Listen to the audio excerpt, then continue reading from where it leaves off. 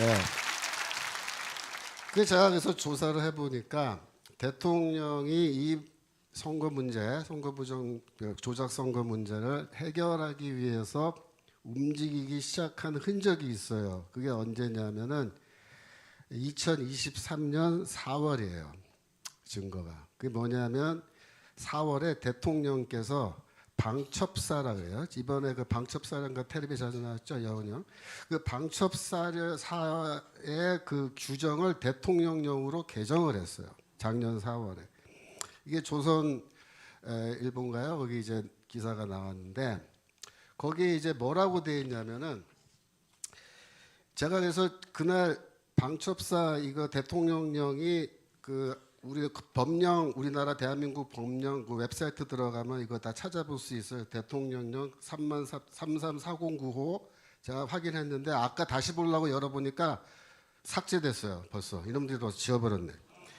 근데 거기에 뭐라고 돼 있냐면 그 일부 개정이기 때문에 현재 규정과 개정된 규정이 따로 이렇게 좌우로 대조가 되면서 이렇게 정리가 돼 있어요.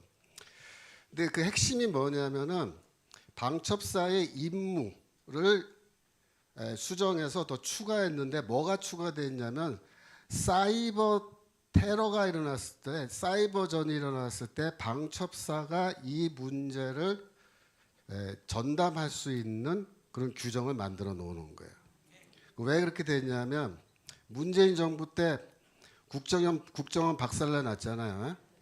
거기 또 이상한 놈들 많이 들어가 있는 거고 또 지금도 아직까지. 그다음에 기무사 박살냈잖아요. 그럼 남아있는 게 뭐예요? 방첩사랑 정보사랑밖에 없어요. 지금 방첩사, 정보사 두 개밖에 다 군기관이죠. 근데 이 군인들은 군대에 관한 것만 원래 하게끔 되어 있는데 여기에 사이버에 대한 업무를 추가함으로써 군 부대지만 군 정보기관이지만 뭐예요? 외국이 해킹 들어와서 그죠? 쉽게 말하면 우리 중앙선거관리위원회 서버에 중국이나 북한 놈들이 혹은 나쁜 놈들이 반국가 세력들이 해킹에 들어와서 거기서 선거 결과를 조작하거나 이런 것이 흔적이 발견되면은 곧바로 정보사 요원들이 책임지고 그거를 수사할 수 있는 권한을 부여해 놓은 거예요. 아시겠죠? 이게 벌써 그때부터 준비한 거예요. 두 번째로 뭐가 중요하냐면 원래 사령관이 그 군부대 정보를 모두 다 관장할 수 있도록 권한을 확장해 놓은 거예요. 그러니까 이게 방첩사령관이 굉장히 권한을 커지게 이렇게 해놓은 거예요. 그 기사 다시 한번 좀 계속 보여주세요. 그 기사 온 거 아까 거 아니 예. 지금 요거 방첩사 거 글씨가 작아서 안 보이나? 아 그렇구나.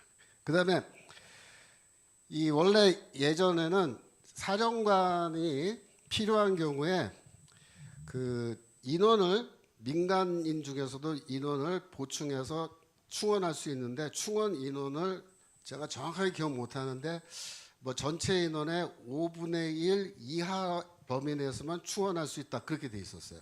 근데 개정안은 뭐냐면 그 조항이 폐지되고 없어요. 무슨 뜻이냐면 무제한으로 인원을 충원할 수 있게 이렇게 해놓은 거예요. 그래가지고 이 신문 기사에는 뭐라고 되어 있냐면 그 당시에 기무사가 해체되면서 기무사 소속의 요원들이 전부 다 방첩사로 와서 일을 할 수 있게끔 문을 열어놓은 거다. 그게 되어 있습니다. 이게 언제적 얘기라고요? 작년 4월 달인데 이게 대통령령으로 개정된 겁니다. 대통령이 직접 명령해서 이거 규정을 바꾼 거예요. 그건 무슨 뜻이에요? 예, 중앙선거관리위원회 서버 해킹 뭔가 이 사이버전에 징후가 있을 때 이 방첩사령부가 얼마든지 이거를 수사할 수 있게끔 권한을 준 겁니다. 자, 그래서 이게 이미 그때부터 대통령은 준비를 했다 이래요.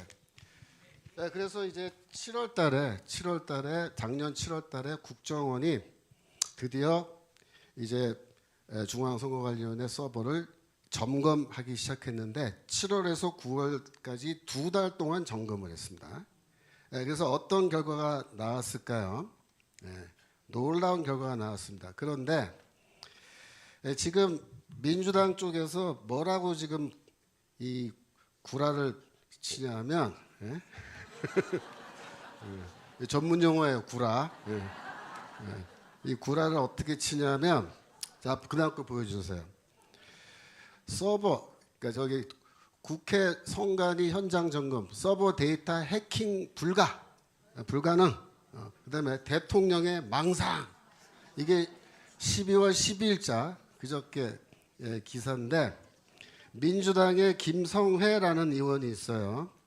이 사람이 행정안전위원회 위원인데, 국회 청문회에서 민간인 전문가를 불러다 놓고 뭐라고 얘기했냐면, 유튜브에 다 나와요. 뭐라고 얘기하냐면, 아직까지도 부정선거 종교를 믿는 신도들이 많다 하면서, 그래서 이 부정선거 종교를 어떻게 하면 없앨 수 있겠느냐 뭐 이러면서 절대로 서버 해킹 안 된다라고 어떤 민간인 그 뭐 전문가라는 사람을 한번 데려다가 그 사람이 그렇게 얘기한다 그러면서 지금 막 엉터리 정보를 퍼뜨리고 있어요. 그러면 실제 그 당시에 작년 7월에서 9월 사이에 국정원이 보안 점검했을 때 어떤 결과가 나왔느냐? 그 다음 거 기사 보여주세요. 가상 해킹에 뻥 뚫린 선거관리위원회 이렇게 돼 있죠. 투개표 모두 해킹 가능. 여기 제가 프린트해 왔는데 이게 연합뉴스에 나온 거예요. 근데 이거는요, 우리가 좀 읽어가면서 공부를 좀 해봐야 돼. 자, 제가 중요한 것만 말씀드릴게요. 점검을 했더니 어떻게 됐느냐? 그 다음 페이지 보면 통합선거인 명부 시스템, 그러니까 통합선거인 명부가 투표권을 갖고 있는 그 명단이에요. 우리나라 전체 시스템은 인터넷을 통해 침투할 수 있고 해킹이 가능한 것으로 확인됐다. 국정원은 이를 통해 사전 투표한 인원을 투표하지 않은 사람으로 표시하거나 사전 투표하지 않은 인원을 투표한 사람으로 표시할 수 있다. 존재하지 않는 유령 유권자도 정상적인 유권자로 등록할 수 있다. 알겠어요? 나 투표 안 했는데 내가 민주당 찍은 거로 다 돼 있고 존재하지 않는 인간인데 거기 투표 명부에 올라가서 다 민주당 찍은 거로 돼 있고 이게 다 가능하다.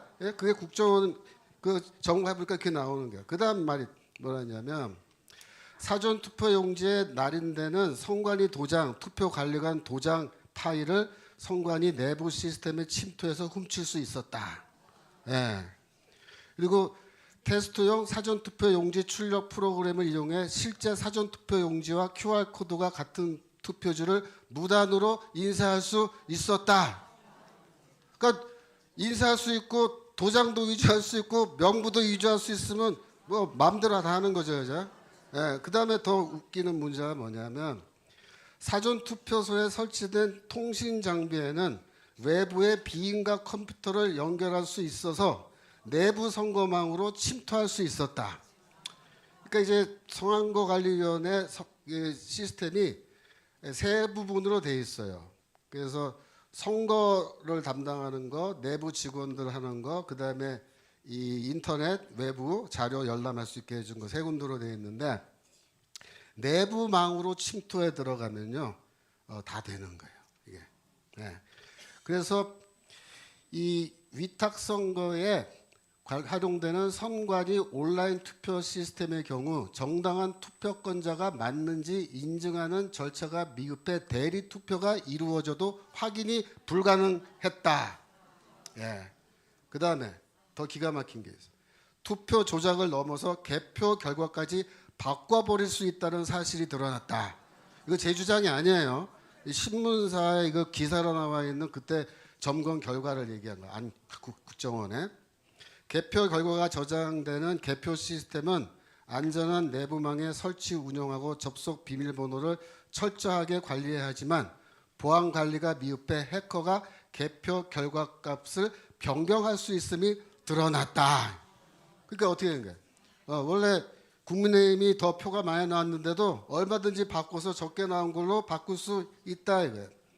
그다음에 투표지 분류기에 그다음에 그래서 투표지 분류기에는 USB 등 외부 장비의 접속을 통제해야 하는데도 비인가 USB를 무단 연결해 해킹 프로그램을 설치할 수 있었으며 이를 통해 투표 분류 결과를 바꿀 수 있었다.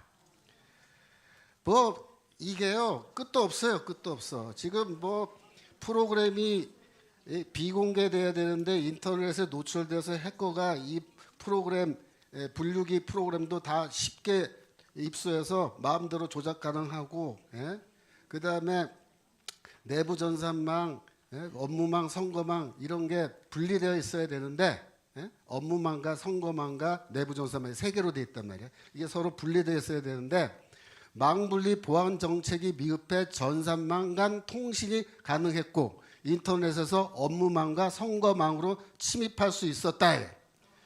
그러니까 왜 이렇게 구라를 치냐고. 지금 와서 이거 다 이렇게 작년도에 7월 달에 이렇게 보고서가 나와 있는데 지금 와서 뭐라냐면 절대로 부정선거 조작 불가능하다. 침투 안 된다라고 지금 구라질을 하고 있는 거예요. 속으면 안 됩니다. 그래서 이런 문제가 있는데 거기에 대해서 경고를 해줬대요. 그래서 2021년부터 올해까지 해킹이 8건 있었는데 선관위는 해킹 당한 줄도 모르고 있었대요. 통보를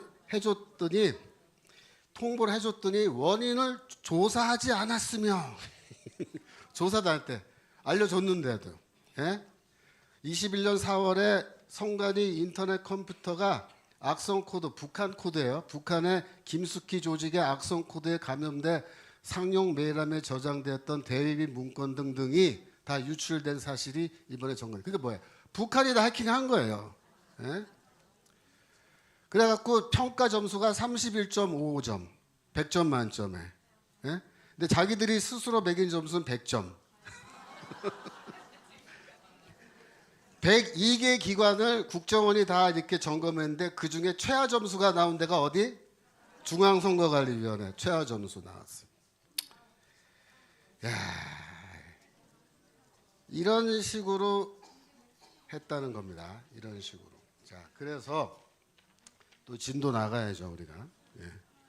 그래서 대통령은 이런 상황을 다 알고 있었다는 거예요. 대통령의 뭐 망상이 아니고, 이거 실제 대통령이 염려하고 있는 상황을 우리가 그대로 지금 읽어 드리는 거예요. 자, 그러면 2024년도 4.15 총선, 그거는 이렇게 알려줬으니까 바꿨으면 좋은데 안 바꾸고 그대로 한 것 같다. 대통령 그렇게 보고 있는 거야. 그러면 2020년 총선은 어떻게 된 거죠? 그건 완전히 이건 순 엉터리 조작된 결과가 나온 거예요. 아시겠죠? 그래서 그거를 요약하면 이래요. 2020년 총선은 중국이나 북한의 정보기관 혹은 반국가 세력이 침투해서 선거 결과를 조작했을 가능성이 매우 높고 그 증거와 흔적이 서버에 그대로 남아있다면 정보기관에서는 그동안 조작 선거의 증거를 확보했을 가능성이 매우 높다고 봐야 됩니다. 높다고 봐야 됩니다. 그러니까 국정원은 그때 이미 상당한 정보를 확보했어요. 국정원의 지시를 따르지 않은 채 2024년 총선을 치루었다면 똑같은 선거 결과 조작이 일어났다 봐야 돼요. 근데 여기에 반전이 있어요. 그 다음 거 보여주세요. 이게 또 중요한 거예요. 그 다음 반전이 뭐냐면 웹사이트 열어주세요. 그 다음 게 이게 또 기가 막힌 거예요. 뭐라고 되냐면 야당이 국정원 선관위의 점검도구 15개를 남겼는데 해킹 툴을 의심한다라고 민주당이 주장한다는 거예요. 이게 무슨 말이냐면 그거 한번 열어봐 주세요. 여러분들이 이거 다 찾아서 읽으시면 되는데 쉽게 말하면 이거예요. 국정원이 선관위 서버를 2달 동안 점검했잖아요. 근데 2달 끝나고 이제 다 끝났습니다 하고 이제 돌아갈 때 거기에 점검 도구라고 얘기하는데 이게 뭐냐면요. 사후에 국정원이 다시 선관위 서버에 들어가서 해킹을 할 수 있는 뒷문이라 그래요. 뒷문, 백도어. 뒷문을 심어놓고 간 거예요. 그래서 민주당하고 이제 그 중앙선거관리위원회에서 열심히 찾았대. 그런 게 혹시 있나? 찾았더니 이게 작년도 10월 기사죠. 10월 기사인데 몇 개가 나왔냐면 15개가 발견된 거예요. 15개를 발견해서 지웠대요. 점검 도구. 네, 지웠대요. 그러면서 이제 질문이 뭐냐면 다 지웠냐? 다 지웠냐? 15개 지웠으면 많이 지웠죠. 그럼 다 지웠을까요?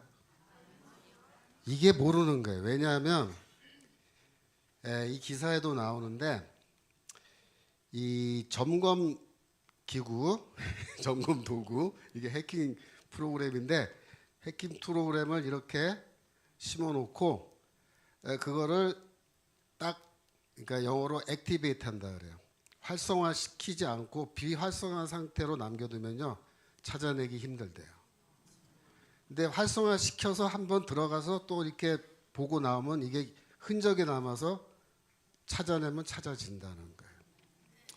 자, 그러면 지금 현재 아직까지도 거기에 해킹 툴이 남아있을 가능성이 있죠. 그러니까 15개 지웠는데 다 지운 거냐? 그건 모르는 거야. 아무도 몰라. 그게 무슨 뜻이냐면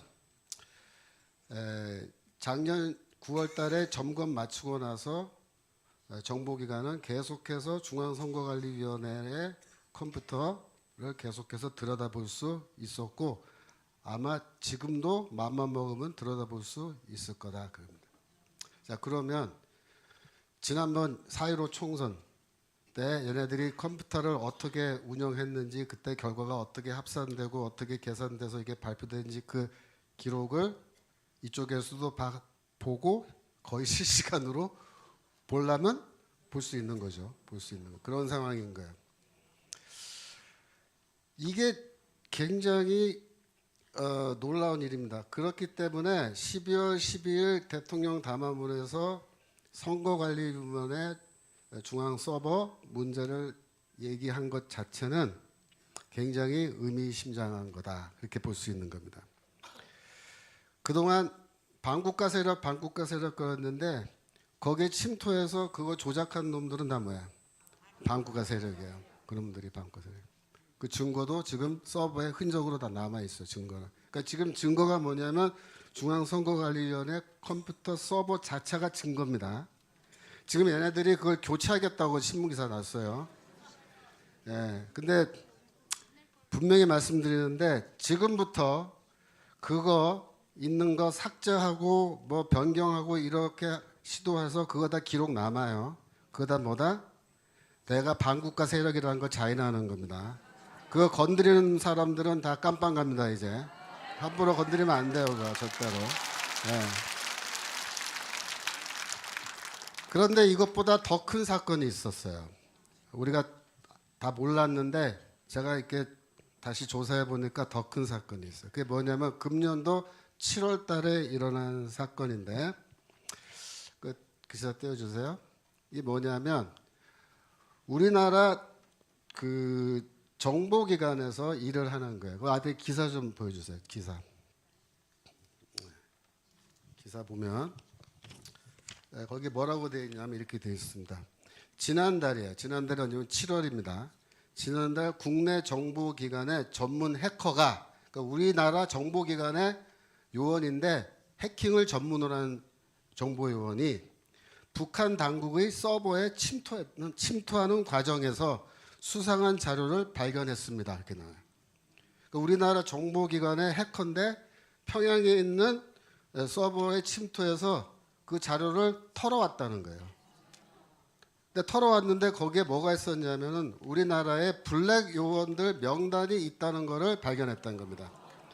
그래서 신문 기사는 블랙 요원 명단이 북한에 넘어갔다 이렇게 나왔어요. 근데 그걸 어떻게 알았냐고요?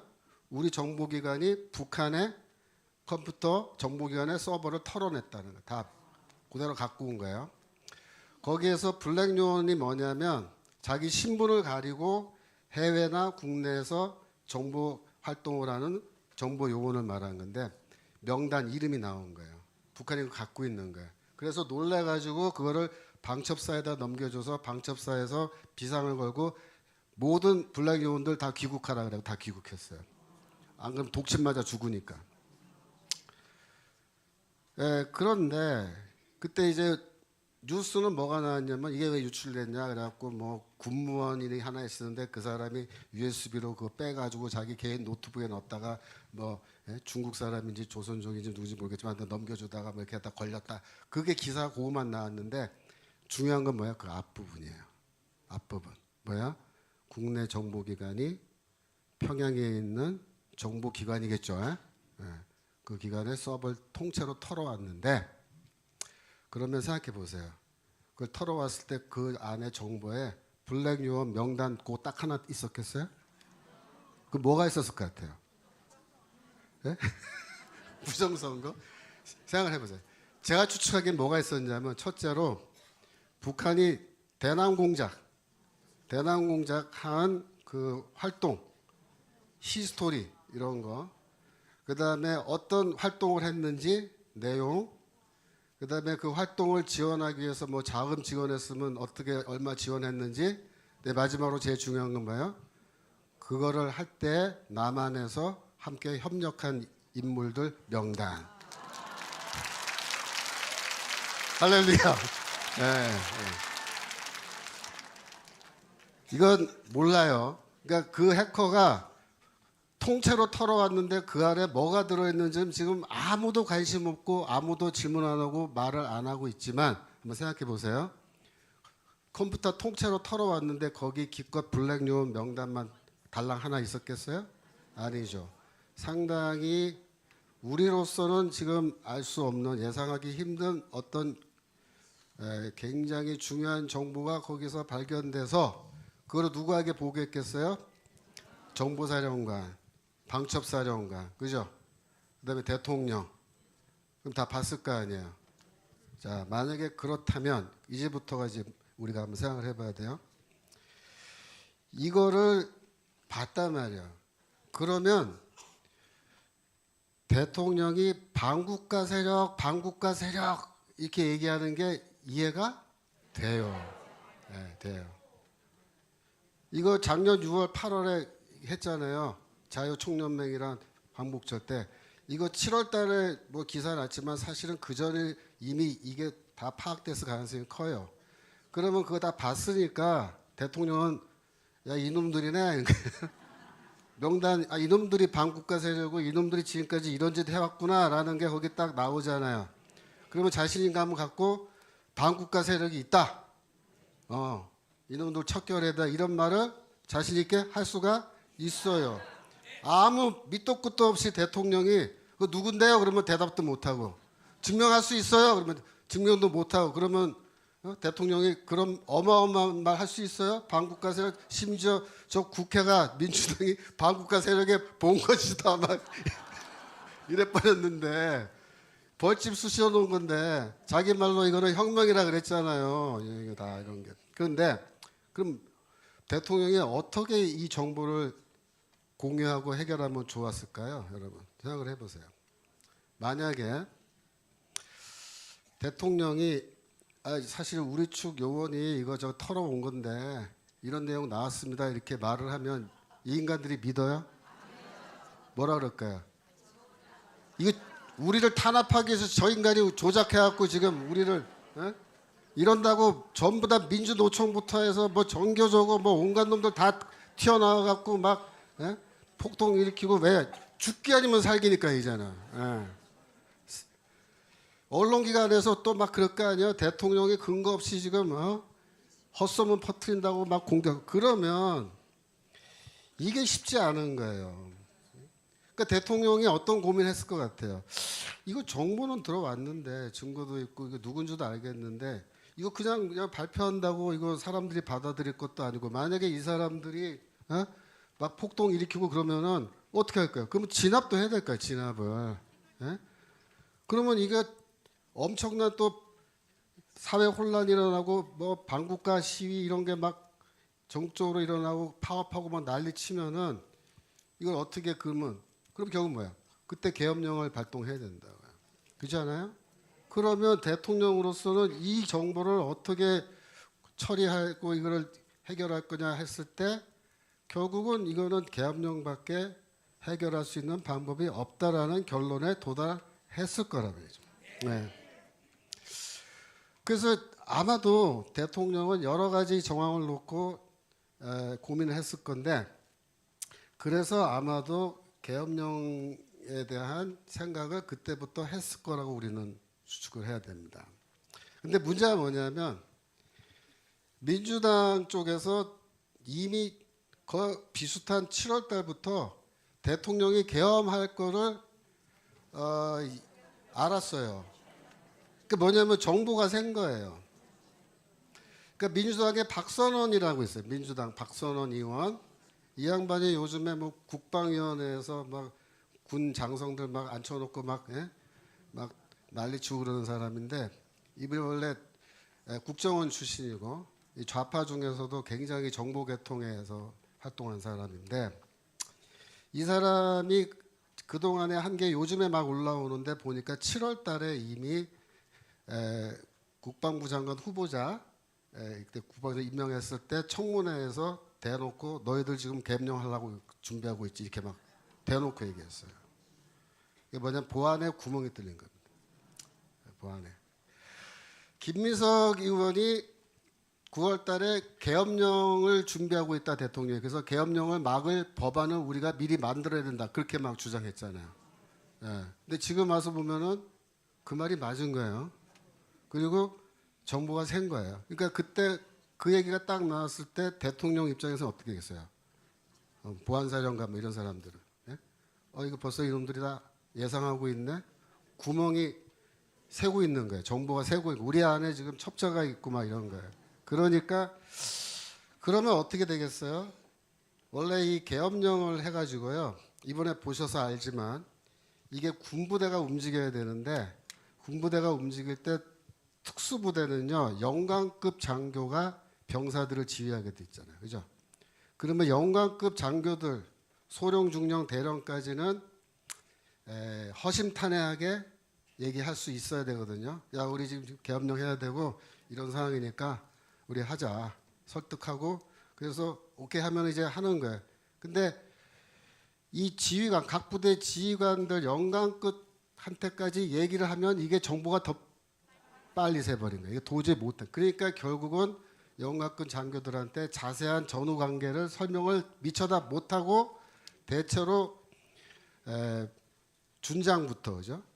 별단 사람들. 그러니까는 방첩사의 수사단장이 준장이거든요. 제1수사단, 제2수사단 뭐 이렇게 돼 있는데 그 사람들까지는 아마 알았을 거예요. 이런 정보를 다 알고 같이 하려고 움직인 건데 그 밑에 사람들까지는 설득이 안 되고 준비 안 된 상황에서 출동하니까 우리 뭐 이거 해도 되는 거야 막 이래가지고 중간에 이제 명령 불복종하고 막 그게 된 거예요. 계엄령이 제대로 진행되지 못했는데 그 정황은 그렇습니다. 제가 보기에 아시겠죠? 자, 그런데 이제부터 중요해요. 여러분 지금 솔직히 대통령이 탄핵된 게 아니에요.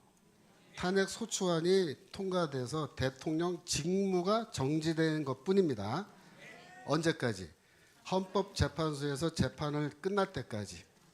그것이 인용이든 기각이든 그게 끝나면은 이제 대통령직으로 이제 기각되면 돌아오시는 거예요. 지금 예상은 헌법재판소에서 1월, 2월 중에 재판이 진행될 겁니다. 그죠? 이제 연말 지나고. 대통령께서는 지금 뭐라 그랬냐면은 자기가 변호인단을 꾸리지 않고 직접 변호하겠다 그렇게 얘기했습니다. 그러니까 박근혜 대통령 때는 박수. 네. 박근혜 대통령 때는 변호인단 꾸리는 게 힘들었어요. 좀 해달라니까 싫다 그러고 이래가지고 애먹었거든요. 근데 이번에는 꾸리면 뭐 좋긴 한데 대통령이 필요 없다. 내가 직접 하겠다. 왜 그런지 아세요? 자기가 이제 재판을 받을 때 핵심이 뭐냐면 너 왜 계엄령 발표했냐 이렇게 이제 물을 거 아니야 재판에. 그러면 반국가 세력 때문에 이렇게 한 거다.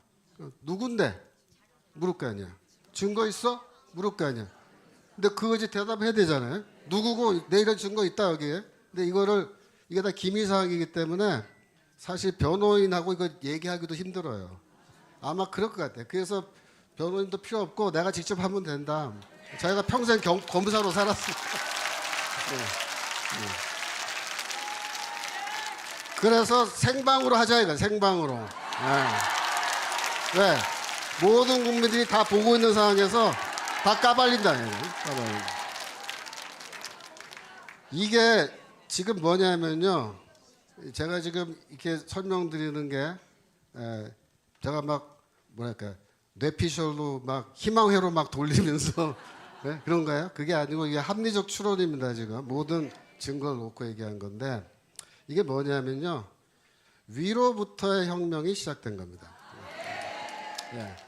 원래 혁명은 위로부터 혁명과 아래로부터 혁명이 있는데 우리는 옛날부터 아래로부터 혁명을 하고 있었어요. 오늘도 하고 왔어요. 그런데 이 아래로부터의 혁명이 좀 힘들어요. 예? 이게. 근데 이번에는 어떻게 되냐면 위로부터의 혁명이 시작된 겁니다.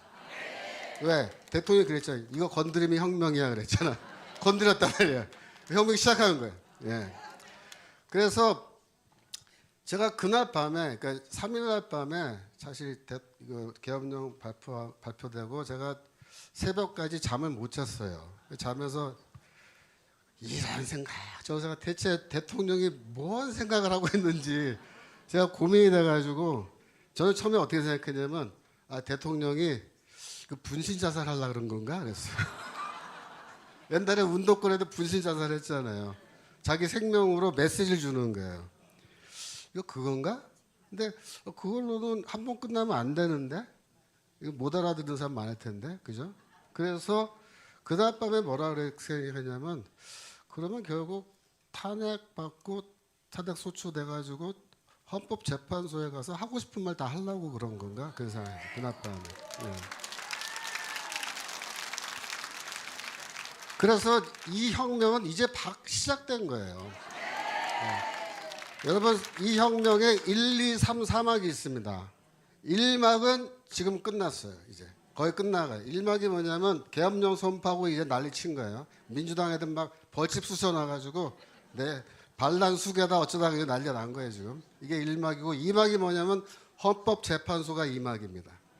예, 2막. 만약에 대통령이 기각돼가지고 무죄 판결받고 대통령직에 돌아오면 그게 3막이에요. 3막은 뭐냐면요. 대규모 체포작전입니다 이제. 대통령이 뭐라 그랬어? 반드시 척결하겠다고 자기 믿어달라 그랬잖아. 기다려달라고. 3막이 그거고 대청소야 대청소. 대한민국 대청소. 그 다음에 4막은 뭐냐면은 다시 재건설입니다. 재건설. 이 4막짜리 드라마예요. 지금. 그래서 우리가 지금 1막 지금 끝나가는 대목에 있는데 어깨가 이렇게 처져가지고 이러고 집에 가면 되겠어요? 네? 지금? 앞뒤 아직 4막이 남았는데 2막도 안 시작했는데. 네. 그래서 여러분 그저께 14일날 대통령 짤막하게 담아했는데 뭐라 그랬냐면 이렇게 말씀하셨어요. 저는 지금 잠시 멈춰서지만 지난 2년 반 국민과 함께 걸어온 미래를 향한 여정은 결코 멈춰서서는 안 될 것입니다. 저는 결코 포기하지 않겠습니다. 저를 향한 질책, 격려와 성원을 모두 마음에 품고 마지막 순간까지 국가를 위해 최선을 다하겠습니다. 내가 갑자기 대통령이 된 것 같은 착각이. 12월 12일자 담화문에 뭐라고 말씀하셨냐면 자 보세요. 12월 12일자 피와 땀으로 지켜온 대한민국 우리의 자유민주주의를 지키는 일에 모두 하나가 되어주시길 간곡한 마음으로 호소드립니다. 저는 마지막 순간까지 국민 여러분과 함께 싸우겠습니다. 국민 여러분에 대한 저의 뜨거운 충정만큼은 믿어주십시오. 네. 믿어줘야 돼요. 우리 믿어줘. 자, 우리 대통령이 위로부터 혁명하고 있고 우리는 아래로부터 혁명 지금까지 해왔는데 위아래가 이제 만납니다. 만나서 이게 성공할 때 어떤 결과가 오느냐, 제가 그걸 말씀드리겠어요. 성공해서 대통령이 다시 복직되고 산막이 시작되면 어떤 결과가 올까요? 첫 번째, 2020년 총선 무효입니다. 2024년 총선도 무효입니다. 그러면 지금 현재 민주당 다 해산해야 돼. 민주당만 해산된 게 아니라 국민의힘도 해산돼야 돼. 우리 자유통일만 잘못되면 남아. 예. 우리나라의 그 바른사회 시민회의라고 하는 우리 우파 측 시민운동하는 그 기관이 있어요. 거기 공동대표로 계신 분이 박윤환 변호사님이라는 분이신데, 이 변호사님이 2023년도에 작년 12월에 그 자유수호 포럼이랑 뭐 한국자유총연맹 공동 세미나 이런 게 있었어요. 제가 그때 거기 갔었는데 그때 이제 논문 발표를 했어요. 그러니까 우리 우파 측 이 운동하면서요 연구 논문도 쓰고 막 그래요. 이렇게 맨날 뭐 얘기하는 것만 아니라 연구 논문도 발표하고 세미나도 하고 공부도 해요. 그때 이 박인환 변호사님이 발표한 논문 제목이 뭐냐면 문재인 정권 하에서 만들어진 악법과 그 청산 방안이라는 논문이에요. 제가 그날 가서 이제 들었는데 그때 이제 그게 뭐 비공개 세미나라서 많은 분들이 오지 않았어요. 근데 우리가 이제 그 쭉 들었는데 이분이 2020년부터 24년까지 그 지난 회기죠, 국회. 그때 민주당이 다수당인 상황에서 만든 법안 개수를 모두 다 세봤어요. 도대체 몇 개의 법안을 만들었냐? 몇 개 만든 것 같아요? 너무 많이 쓴다. 8,000개는 아니고 정확하게 말씀드려요. 4,025개. 4,025개를 만들었어요. 4년 동안. 1년에 1,000개입니다. 그러면 여러분 생각해보세요. 회기라는 게 국회 회기가 365일 매일 열리지 않아요.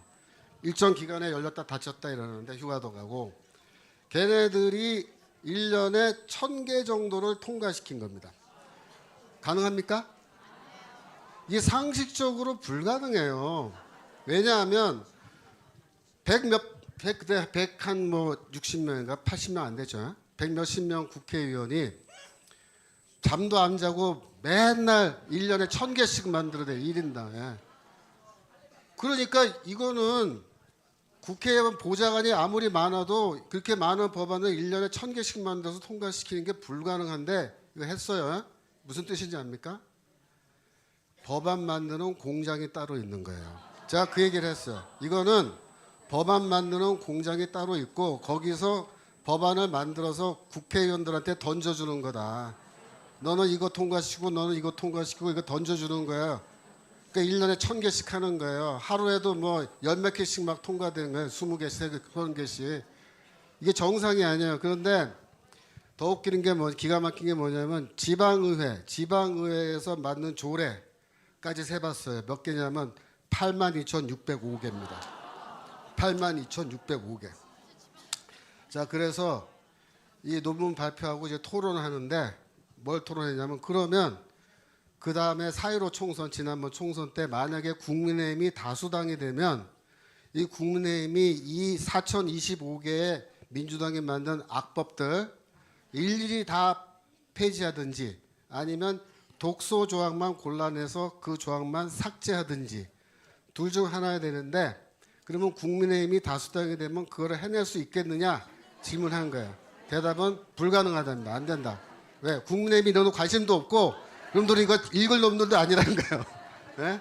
안 된다는 거예요. 그러면 이 4,025개 이거를 어떻게 하겠냐 이 법안들을. 네? 그래서 이제 제가 물은 거예요. 박인환 변호사님한테. 변호사님 생각에 이거 어떻게 하면 우리가 해결할 수 있겠습니까? 그랬더니 변호사님이 뭐라고 대답하냐면 제가 이게 국민의힘이 할 수 있겠습니까? 그랬더니 안 된다 그러면서 그럼 어떻게 하면 좋겠냐 이제 물었더니 뭐라 하는지 알아요? 그거요. 혁명밖에 안 됩니다. 혁명 아니면 안 됩니다. 한꺼번에 폐기하지 않으면 이거 하나씩 하나씩 폐기하는 게 불가능하다는 거예요. 네, 여러분 굿뉴스가 뭐냐면 4029개 5개 이거 한꺼번에 폐기할 수 있는 길이 지금 보입니다. 열리고 있습니다. 예. 2020년 총선 무효, 2024년도 총선 무효되면 한 방에 이거 다 폐기되는 거예요. 그러면 진짜 새 세상이 열리는 겁니다. 이거 다 폐기되고 역사를 새로 쓰고 그 다음에 윤석열 대통령은 대한민국 역사에서 가장 위대한 대통령으로 자 이거를 우리가 해내려면 어떻게 하면 되느냐 예? 어떻게 하면 이걸 해낼 수 있냐 하면 지금부터 우리가 마음을 단단히 먹어야 돼요. 자 윤석열 대통령은 이미 자기 대통령직과 목숨을 걸고 혁명하겠다고 지금 깃발을 들고 우리 앞장서서 뛰어나간 거예요. 우리한테 같이 함께 하자고 지금 호소하고 있는 거예요. 이미 선전포고를 했습니다. 적들하고 싸우겠다고. 부대를 소집하는 거예요. 모이라 이거예요. 내 깃발 아래 나와 함께 싸우자. 그래서 반드시 승리하겠다고 지금 얘기하고 지금 내가 비록 죄수의 복을 입고 내가 헌법재판소에서 이 묶여가지고 예? 수갑을 차고 재판을 받는 한이 있더라도 나는 포기하지 않고 끝까지 싸울 테니까 나와 함께 싸워달라고 우리에게 호소하고 있는 거예요. 그래서 지금부터 우리의 모든 초점은 어디에 맞춰져야 되냐면 두 가지에 맞춰져야 돼요. 반국가 세력을 척결하라. 대체 누구냐? 대통령은 밝혀주십시오.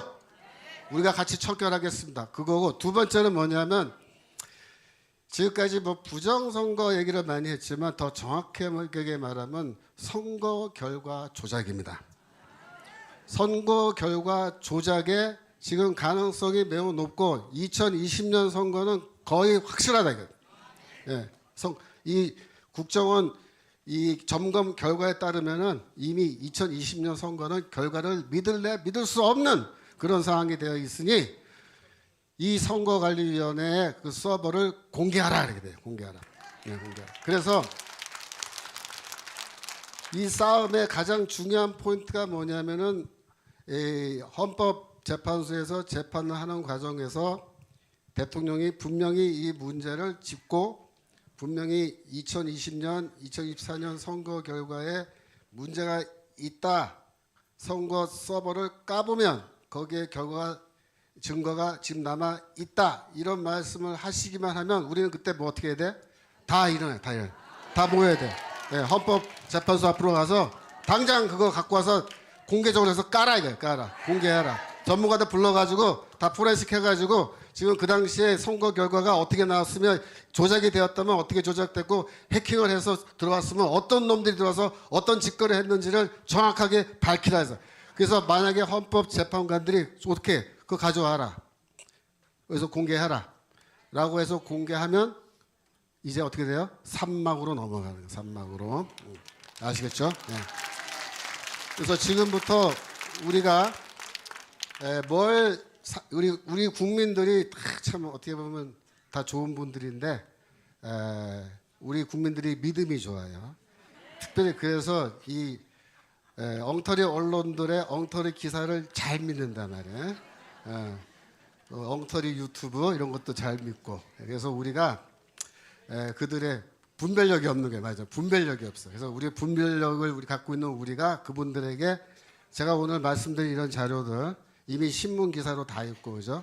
이거 다 제가 다 공개해 드릴 수 있으니까 이런 거 다 보여드리는데 그래서 특별히 중요한 게 작년도 국정원에서 선거관리위원회 서버 다 조사한 거 포렌식한 그 결과 그거에 기초해서 대통령이 이런 말씀을 하신 것이 어떤 의미가 있는지에 대해서 잘 설명을 해줘야 돼요. 설명해줘서 모든 국민들이 맞다.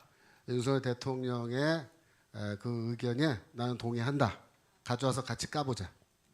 정말 어떻게 된 건지. 그 다음에 반국가 세력에 대한 정보 만약에 제가 말씀드린 것처럼 북한의 정보기관 거 다 털어갖고 갖고 있는 거 있으면 대통령이 그거 다 공개하시고 그 공개해서 저쪽에 난리가 날 거예요 이제 엉터리라고 그러면은 결국은 이제 증인으로 다 소환해야 돼요. 그래서 뭐 방첩사령관도 증인 와야 되고, 그다음에 그 당시에 북한 정보기관 해킹한 그 본인 해커가 와서 증언해야 되고, 그 당시에 해킹한 그 기록 정황, 컴퓨터 기록 그걸 다 공개하고, 이렇게 해서 이것이 정말로 해킹해서 가져온 정보가 맞고 신뢰할 만하다.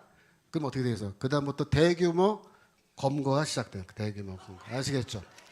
자, 그래서 우리가 이제 2막으로 넘어갔을 때, 우리가 지금 이렇게 축 처져 있으면 결정적 기회가 왔을 때 우리가 같이 싸워드릴 수가 없어요. 대통령과 함께. 우리가 지금부터 마음의 준비를 하고 사람들한테 알려서, 만약에 이런 상황이 정말 혁명적 상황이 발생했을 때 온 국민들이 함께 우리가 떨쳐 일어날 수 있도록, 그래서 이 선거관리위원회도 그렇고 헌법위원회도 갖고 우리가 그 앞에 가서 아예 진을 치고 거기 들어 누워야 돼요. 네, 들어 누워야 돼요. 그래서 헌법재판관들 똑바로 해라 말이야. 우리 할 때까지 우리 집에 안 간다 그러고 들어 눕고 막 난리 쳐서라도 대통령과 함께 싸워야 됩니다. 네. 그래서 승리를 하면은 정말로 이제 제2의 건국이 시작될 수 있습니다. 우리가. 할렐루야. 네.